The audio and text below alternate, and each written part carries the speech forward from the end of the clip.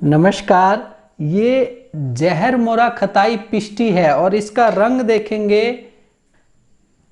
तो cream colour का इसका रंग होता है। मैं आपको बाद में खोल के भी दिखा दूंगा। जहर मोरा एक पत्थर आता है जो हरे रंग का, सफेद और हल्के पीले रंग में पाया जाता है। उस पत्थर को क्या करते हैं व्यापारी लोग, अपने मुनाफे के लिए उस पत्थर को चारों तरफ से अच्छे से रगड़ देते हैं, घिस देते हैं, जिससे वो बन जाता है जहर मोरा खताई पत्थर। अब जहर मोरा अगर सिंपल पत्थर ले और जहर मोरा खताई पत्थर, इसका रेट ज्यादा होता है, जहर मोरा पत्थर का रेट कम होता है। जबकि देखा जाए तो जहर मोरा पत्थर का गुण जहर मोरा खताई पत्थर से ज्यादा गुणकारी साबित होता है, मगर मुनाफे के लिए व्यापारी लोग इसे कहते हैं जी ये बढ़िया है, जहर मोरा खताई पत्थर बढ़िया है। अब इसको लेके इसको शुद्ध किया जाता है। शुद्ध करने के बाद इसको पिष्टी में बनाया जाता है, वो भी मैं आपको सारा तरीका बताऊंगा। इसको घर में भी बनाना आसान है, ये घर में भी बन सकता है। आप किसी भी जड़ी बूटी वाले, जो पंसारी जिनको कहा जाता है, देसी जड़ी बूटी रखते हैं, उनके पास से जहर मोरा पत्थर लाके उसको शुद्ध करने का तरीका मैं आपको बताता हूँ।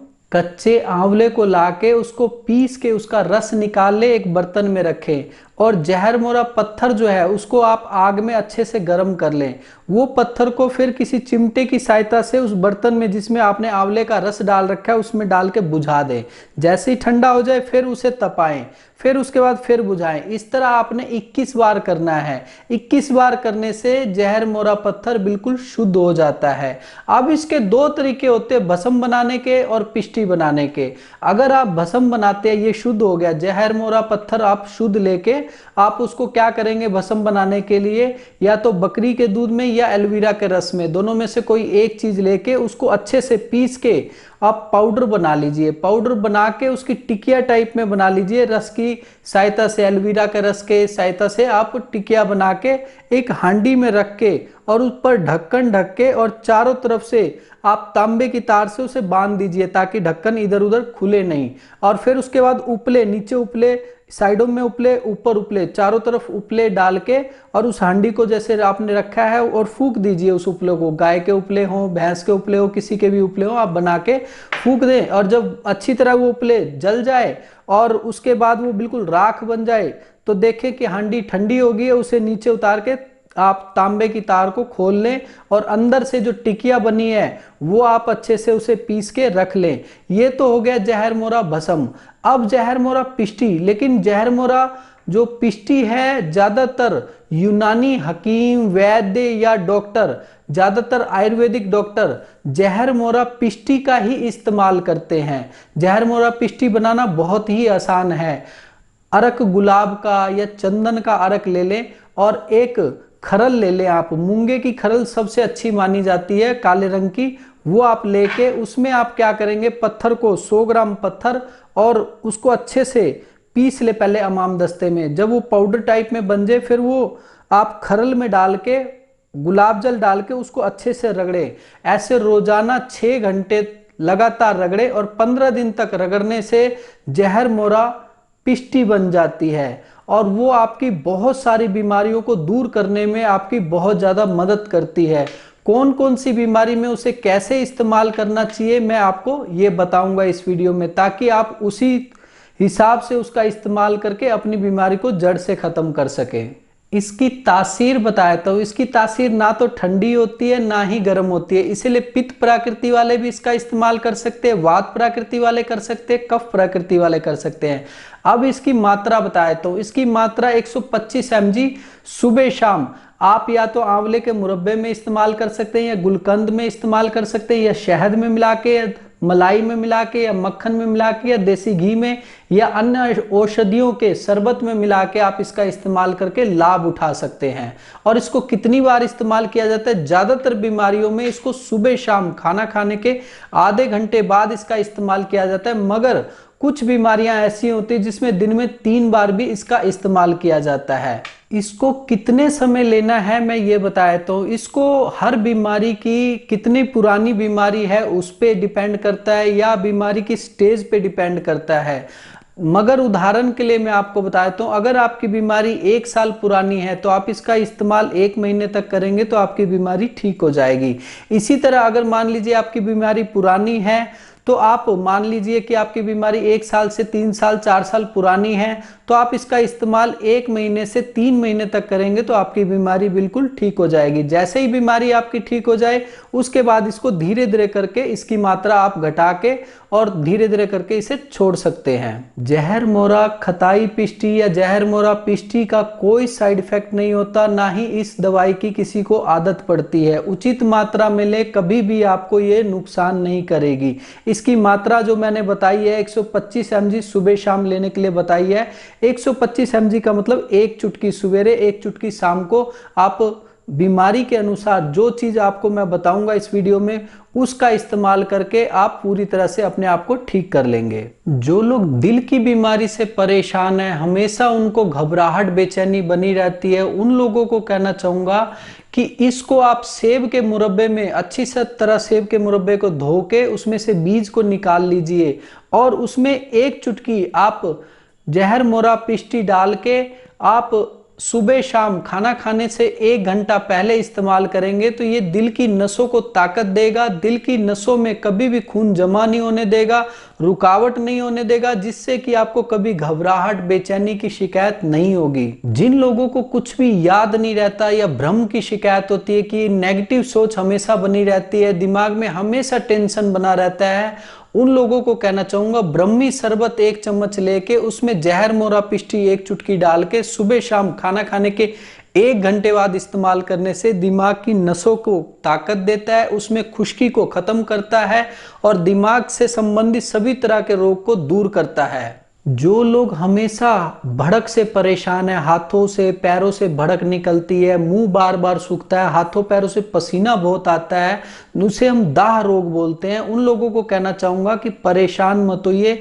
घिया का रस निकाल के उसको रुई में डुबो को हाथों पैरों में अच्छे से मालिश करने से बहुत अच्छा आराम मिलता है। और खाने में 1 चम्मच गुलकंद में 1 चुटकी जहर मोरा पिष्टी डाल के सुबह शाम खाना खाने के 1 घंटे बाद इस्तेमाल करने से बहुत जल्द दाह रोग की शिकायत हमेशा के लिए खत्म हो जाती है। जो लोग हमेशा दस्त व संग्रहणी की बीमारी जिसे IBS बोलते, इरिटेबल बाउल सिंड्रोम के नाम से जानते हैं, इसमें आंतड़ियों में बार बार कमजोरी और इन्फेक्शन बार बार होता रहता है जिससे बार बार मल त्याग करने जाना पड़ता है, ऐसे लोग अगर बेल के मुरब्बा मान के चलिए कि 20 ग्राम बेल का मुरब्बा लिया, उसमें आपने 1 चुटकी जहर मोरा पिष्टी मिला के सुबह शाम खाना खाने से 1 घंटा पहले इस्तेमाल करने से आंतड़ियों को ताकत मिलती है और उसमें बार बार होने वाला इन्फेक्शन दूर हो जाता है। छोटे छोटे बच्चे आपने देखे होंगे जिनका पेट बढ़ जाता है मगर हाथ पैर सूख जाते हैं, जिसे हम कहते हैं कि जी आपको सूखा रोग हो गया, जिसे रैकेट्स के नाम से जानते हैं। हड्डियों में कैल्शियम कम हो जाता है और हड्डियों के अंदर गाढ़ापन जो घनत्व बोलते हैं वो भी कम हो जाता है, जिससे हड्डियां लचीली और टेढ़ी हो जाती है। तो ऐसे बच्चों को अगर उनकी माता तवासीर आता है जिसे बंसलोचन के नाम से जानते हैं, वो ला के 50 ग्राम उसको पीस के पाउडर बना ले, 1 चुटकी तवासीर का पाउडर 1 चम्मच शहद में मिलाना है, उसमें 1 चुटकी परवाल पिष्टी डालनी है और 1 चुटकी ही आपने जहर मोरा पिष्टी मिलानी है।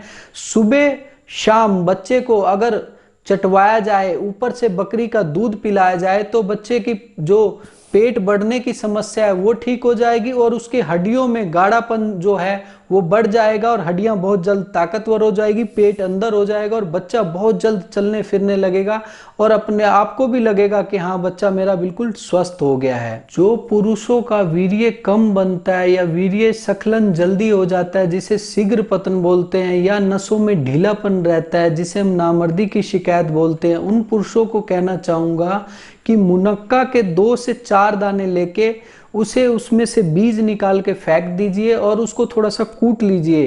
कूटने के बाद उसमें 1 चुटकी आप जहर मोरा पिष्टी डाल के सुबह शाम खाइए, ऊपर से गाय का गर्म दूध पीजिए। इससे क्या होगा कि वीर्य अच्छी मात्रा में बनेगा और वीर्य गाढ़ा भी होगा, उसमें शुक्राणु की मात्रा भी बढ़ेगी, शीघ्र पतन और नामर्दी की शिकायत दूर हो जाएगी। कई बार क्या होता है कि बिच्छू या कीट पतंगे या अन्य चीजें काट लेती हैं जिसका जहर पता नहीं होता कि कैसा होगा कैसा नहीं, तो उस जगह क्या करते हैं कि जहर मोरा पत्थर को लेके घिस के अच्छे से उसका जो लेप बनता है उस लेप को लगाने से उस विष का प्रभाव नहीं होता है।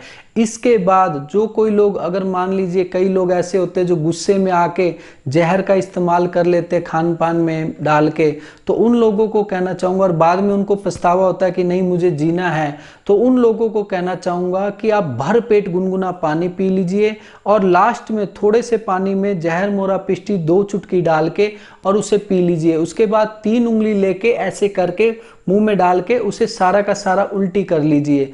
तो उससे क्या होगा, सारा आमाशय में जो भी आपका रुका हुआ विष है, जो आमाशय तक पहुंचा हुआ है, वो बिल्कुल निकल जाएगा।